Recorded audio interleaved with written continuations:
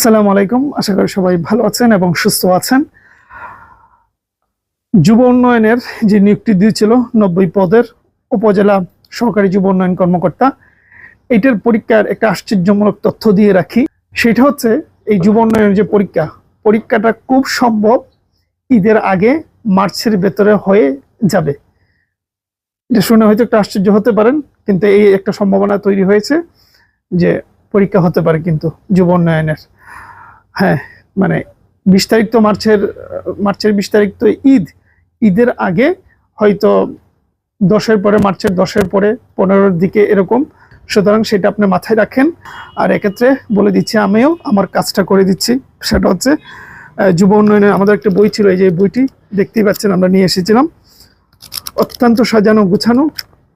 যারা নিয়েছেন তো নিয়েছেন, চাইলে নিতে পারেন। এটা রিভিউ ভিডিও আছে, চ্যানেল ঢুকলে পেয়ে যাবেন, শুধু মনে করে দিলাম।